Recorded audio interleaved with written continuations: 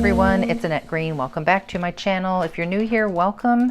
Today's video is going to be a quick one. It's a review video and it's just my honest opinion about things that I have purchased recently for the craft room. So no offense to any of these companies if I say something that's not absolutely glowing. It's just my personal opinion that I like to share with fellow crafters. So specifically today I am going to talk about magnet sheets. I use magnet sheets to store my metal dies on. OLO markers, brand new, wonderful, alcohol markers, and the Tonic Rotary trimmer, which is brand new also. Okay, we'll start with the magnet sheets, and typically I have linked to this brand. This is a second brand that I've tried. The first one was Marietta, and they were great, but they went away for a little while, so I tried these, and these were just fine. Wonderful. 8x10, 25 pack, Amazon. The great thing about these is it comes in a box, so they don't get crushed, and they're also in, you know, a little plastic baggie in there. But something happened the last time I went to order those, and it made me try a different brand. I can't remember if they weren't available or what it was, but so I did try this JH Best Crafts adhesive magnet sheets. These are also adhesive backed, by the way. Not as big a fan of these as those, for what it's worth. Now, I'm very particular, so I'll tell you why I say what I'm saying. What I do is I normally get a piece of chipboard, and it needs to be at least like a medium weight. It can't be too thin, because no matter what you put a magnet sheet on, it doesn't even matter what brand. If you put a magnet sheet on a very flimsy packaging material that, say, your dies come on when you first get them, it's just not strong enough. If it bows, it's going to fall right off of there. Anytime you bow that packaging with that magnet on there, the pieces will fall right off, and that just defeats the whole purpose. Now, what I would also do, and I often do, is I take the packaging then and I cut it down to fit on the back of my board. Here I've used the black chipboard, but here I've used just craft colored chipboard, and I will actually take the packaging and cut it down, put it on the back, and this is great for reference. You know, you see all the pieces here, and then you see a couple of examples, the names, of course, the item number, all of that. So here I put a label just with my label maker so I can see it from the front. And in case you're wondering, I always use these clear frosted envelopes. These are from scrapbook.com right here, and they're just the perfect size for all my Elizabeth Crafts dies. So if I were to tell you what kind of magnets to buy, I would stick with these. If you're going on Amazon, not so much these. There is a little bit of a texture to that second brand, whereas the Craftopia is very shiny. It feels a little thicker. Yeah, so this has like a little bit of a texture and some lines, and it is noticeably thinner.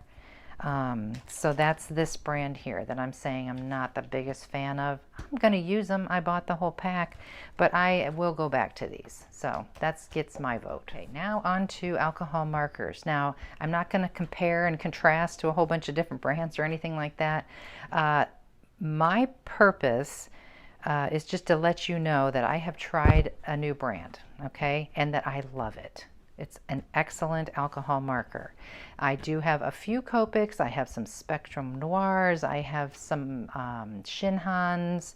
I've never been one to have a huge full collection of alcohol markers, but I kept hearing about these and seeing reviews, and Christina Warner, by the way, has an excellent video. Even though it's older, it was when these were just a prototype. She does a great job of doing all kinds of comparisons and such. So I will link to her video as well. But the point is that for me, I am building a full collection now. I have my own release with Elizabeth Craft Designs that definitely lend to using alcohol markers to color things. So I feel like it's my time now to have a full collection, and I am working my way up, because I will tell you these are quite pricey, as all alcohol markers are.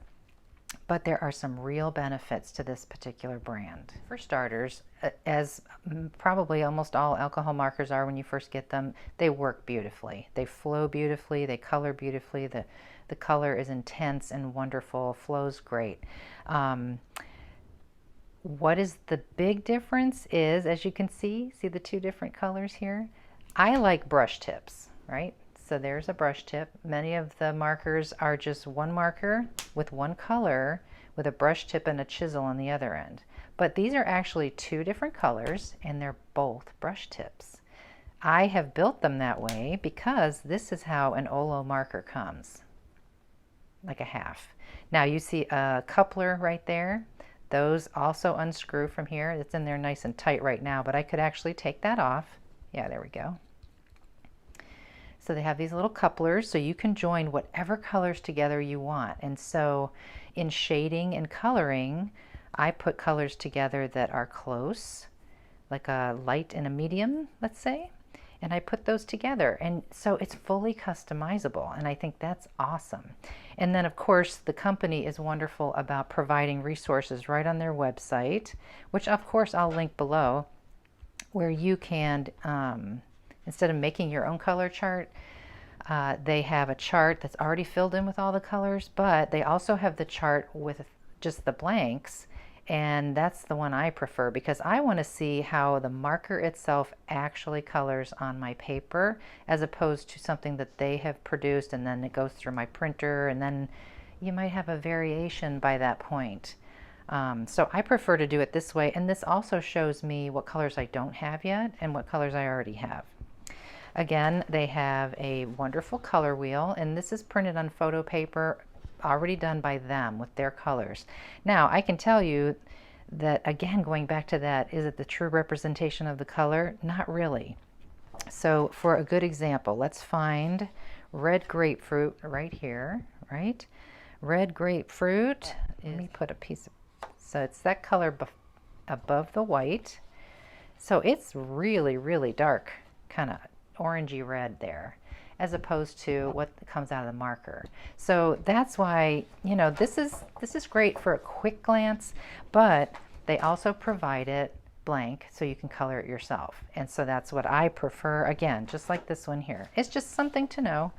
But this is nice to have on the wall just to see all the colors that they offer, and then as you get yours you can fill this in. Fabulous plus to these markers, and I haven't taken any apart yet, I'm afraid to, is you can, there's a cartridge in there. So if you're a Copic marker person, you know that the refillable ones, you had to have like a liquid bottle thing and you'd squeeze it in there, and I guess it was pretty messy. I've never had that kind. This one, you pull this nib off, you pop out this cartridge, and you put in a whole new cartridge. And they say right on the OLO website that these hold almost twice as much ink somehow than a traditional alcohol marker, like a Copic marker. So I'm a big fan. And then of course, you know, just to see them working, they're beautiful. Like I said, they are brand new, so of course they're going to be fantastic right out of the chute. But I am very, very impressed. So I fully endorse OLO markers, and I do plan to get the whole complete set. I believe there's 128, and I have the 64. So you can see I have quite a few more to get. But, you know, I got to save up because they are pricey. Okay, and lastly is the new Tonic Rotary trimmer. This is what she looks like, right? And I had high hopes for this because I did watch Jennifer McGuire does an excellent video. I'll link to that one too, so you can get another opinion. She was very, very thorough about what she loved about it, okay? And that's really what sold me on getting it. So my hopes had been to have something a little smaller like this to cut heavy-duty stuff, because the rotary trimmer, as we know, is supposed to be quite a bit stronger. Now, this is what I've been using, and this is why I don't use it very much. I've got this gigantic Rototrim Master Cut 2, And I'm looking to see if there's it's the Professional M15. So listen, I cut a lot. I cut a lot for classes. I teach. I travel. I need to have something really strong and reliable, especially for cutting chipboard or many sheets of paper at a time. And this thing is self-sharpening. It's got this big giant thing that you push. It's a huge platen. It goes to, I think, 18 inches, 16 inches this way, and then 12 this way. And I've had it probably 8 years, and it still cuts as sharp as day one. So that's, like the heavy duty high-end version. And like I said, very, very heavy. So I was really hoping that this might get close to doing the same kind of job and be much more lightweight and portable to just whip up here on my craft table. Okay, so it is lightweight, no doubt about it. It is not self-sharpening. You do have to replace this whole cartridge, and that is $15.99.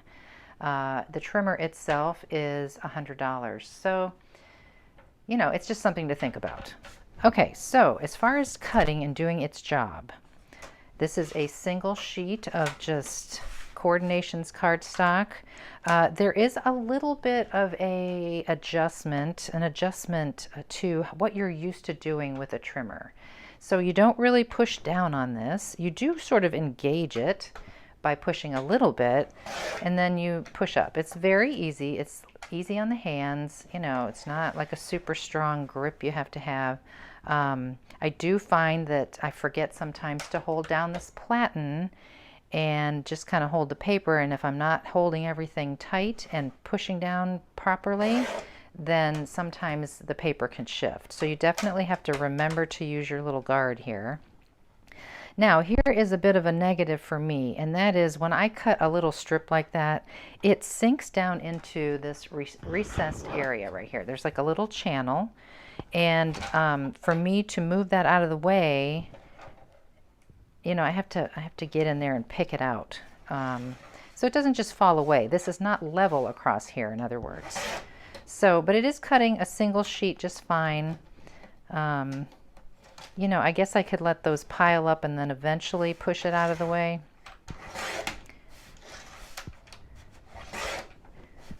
Now, if we want to come backwards, let's see. You can do that. You can come backwards. At least with this particular, yeah, see, they just want to stick down in there. So that kind of is something to think about. And then also, when I go to pull out, there is an extender arm on the top and the bottom here.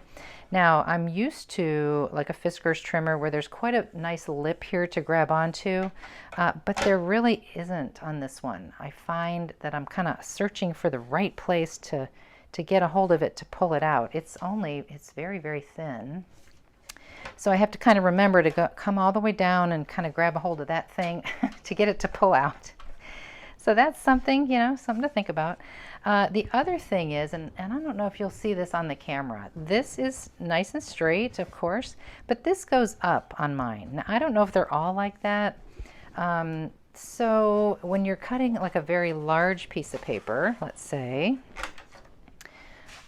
you can see this is a really good indicator of how crooked that is right there. And, so it kind of bothers me a little bit, like, okay, is that making the measurement off by a little bit? I'm not sure. So I tend to want to straighten that out rather than push it up to its full ability there. If I push it up to its full ability, that's when it's crooked. And you might tend to, like, you're looking at the 11 over here and trying to line up, but if you look over here, now I'm way crooked. So it's like, where is 11 really? I'm not sure. So I would want to kind of straighten that out before I would make my cut. Okay, they do say on the packaging of the trimmer, it is not really meant to cut super thick paper, like a big stack of it, okay? But, so for example, as a teacher who likes to cut a couple at a time, this is 49 in market paper, which if you know it, it's quite thick. I would guess it's close to, it's probably 85 pounds. Recently I was cutting, trying to cut 3 at a time, which is easy to do, at least 4 or 5 of these in my heavy duty trimmer, but I was trying to cut 3 at a time in this one because I think that's what, you know, would be recommended for this heavy of paper. I found that even though that looks somewhat clean, I found that if, yeah, see, it's just a little bit raggedy on the edge there. So it's not the piece that stayed in the trimmer so much as the one that fell away. I don't know, let me try that again. And yeah, I just have to keep remembering to hold down the guard because these are not squared up now that they've been cut. Oh, Lordy. Okay.